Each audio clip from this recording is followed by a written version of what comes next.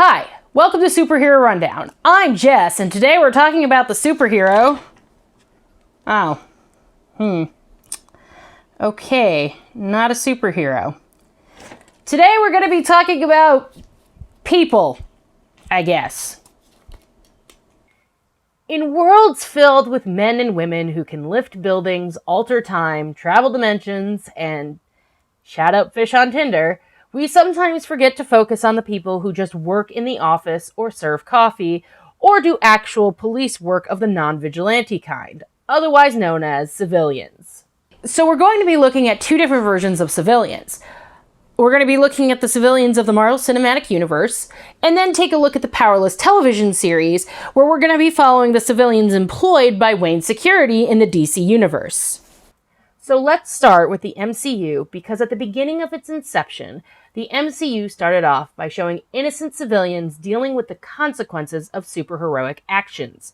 Thor in his battle with the Destroyer, Hulk on that college campus, and Iron Man in his fight with Whiplash in a public venue. Not to mention Captain America in his publicity run with the Dancing Girls. But these are mostly in Phase 1. What about the team-up movies and the Avengers? B. Alan Orange, in his article, How Much Death and Destruction Have the Avengers Caused?, explains.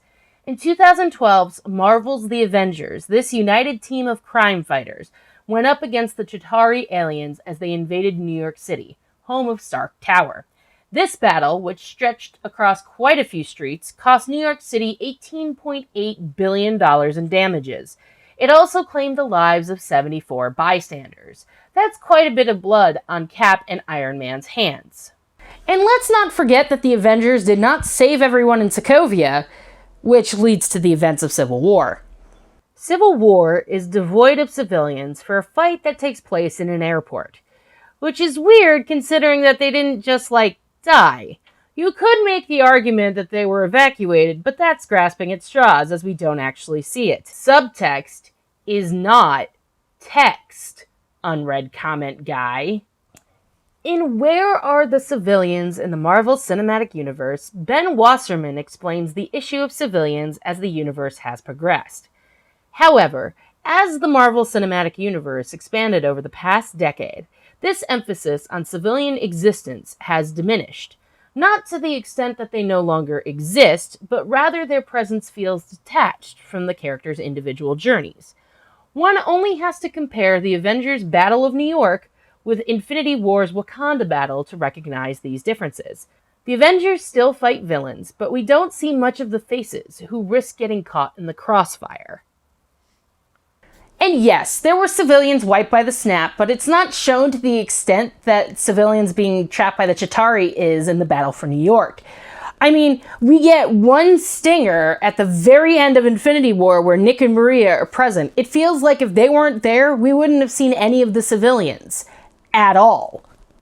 When any of the set-piece events happen in the movies, everything is strangely barren or conveniently removed from even sparsely populated areas.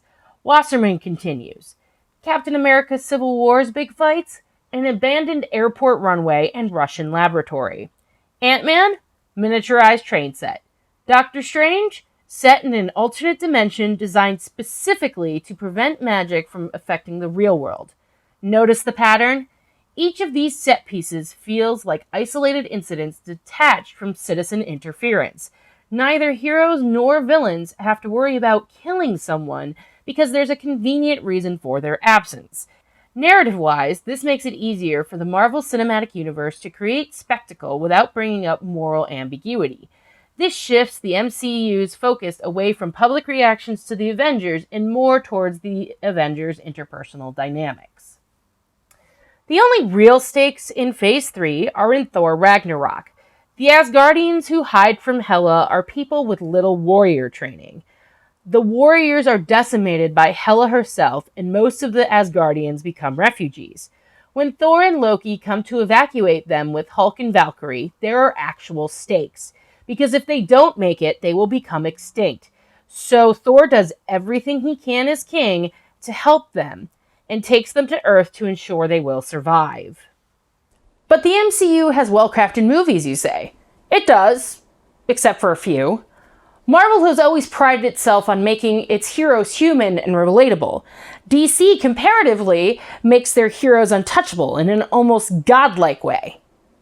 Which brings me to Powerless, a 12-episode series that follows the lives of the people at Wayne Security. What does the company do? They make products to help civilians protect themselves from the supervillains running around the universe. Run by Bruce Wayne's way less cool cousin Van, we follow the team as they show us a slice of life in Charm City. Charm City seems to be a place full of C and D-list superheroes, but Thor only knows where it is. It has pieces of Cleveland, California.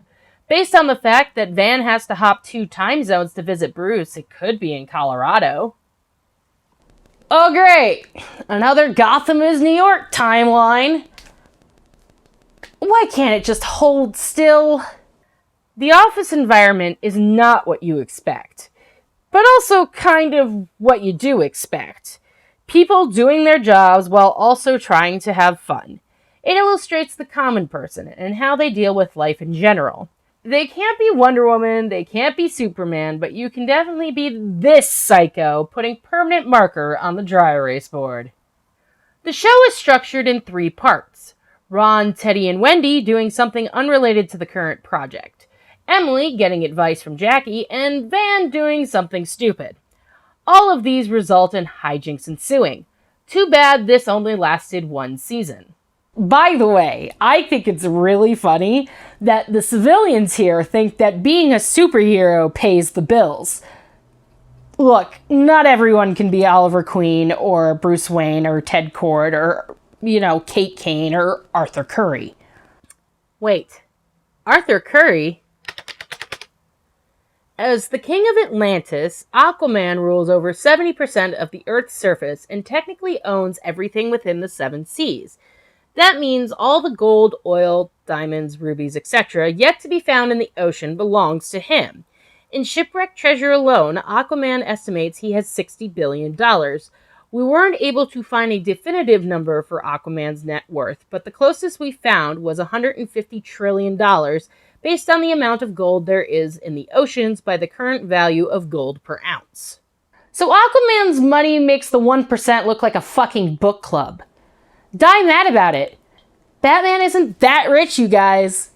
And there's some good quips, too. They actually have theories on superheroes like we do here in the real world. Duh, alter ego?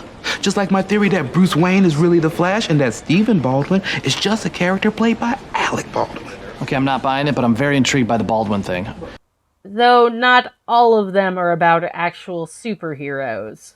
Shipping charts and fanfics abound, so this may actually be our timeline.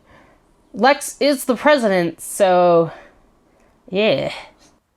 And before anyone compares him to the current asshole-in-chief, Lex is way smarter than that asshat. He actually captured Superman, Poison Ivy, and the Flash at one point. Lex captures Ivy to make a substance to make Superman his mind slave. Fanfic writers assemble. No, wait, that's taken by someone else. Fanfic writers convene. We get some interesting tidbits and stories, too. Atlantean business people have never met the king because he's usually a busy guy. Emily, the director of the department, dates a henchman, which is kind of hilarious, if not for the fact that she gets kidnapped with Jackie at their office. Emily also has a whole bit where she convinces a superhero to do a weird nude commercial with her ex for some reason, and Jackie tries really hard to keep her life private, which doesn't fucking happen. Also, at one point, Jackie gets the Speed Force. What? Also, this happens.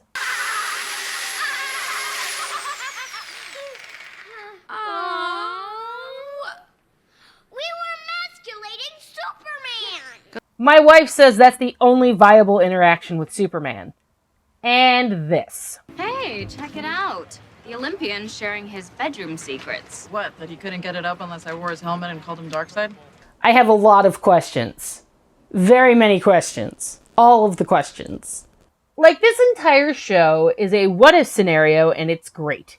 For example, there's a good look at what if sometimes bosses take credit for what their workers do while they who are rich sit on their ass, and oh wow, that's just like really close to reality. Maybe this really is our timeline. Well, shit. Honey, I think we need to buy superhero insurance, because we live by a major city. There's a gas attack by Dr. Psycho at some point, and insurance doesn't cover aliens from the future. You know why? Because the company tells you that the damage hasn't happened yet because the aliens are from the future. So guess who the fuck pays out of pocket for that new roof? Your sorry ass. I do also like that they explore the theory of Superman being able to fly around the world to turn back time when Lois dies. No Consequence Day, as it is dubbed, is explored by the civilians, and they almost find out that Bruce Wayne is Batman. But it does beg an interesting question. How do citizens actually know Superman turns back time to save Lois occasionally if they don't remember No Consequence Day? In NBC's Powerless Ponders Mortal Life and Mayhem, Meredith Warner explains the genius of the show. That's the true superpower of Powerless. Clever jokes you truly wouldn't expect from the oft-maligned comic book medium. They're not afraid to punch up as well. In the pilot episode, the front page of Charm City News features the headline, President-elect Luthor vows to make Metropolis super again. A few episodes later, Hudgens' character asks her team, what is the greatest generator of supervillains aside from bad parenting? The responses, being bitten by things, laboratory mishaps, and losing the popular vote but somehow winning the election. Which again, Lex is smart. Don't malign him like that. At least his vendetta against Superman makes him invent interesting nonsense. But I like Powerless because it gets the mundane lives of civilians side by side with those of superheroes. And more than that, it's refreshing. It's a different take we haven't seen in a while. Do yourself a favor and watch it, because in the end, civilians can be just as fun as the superheroes.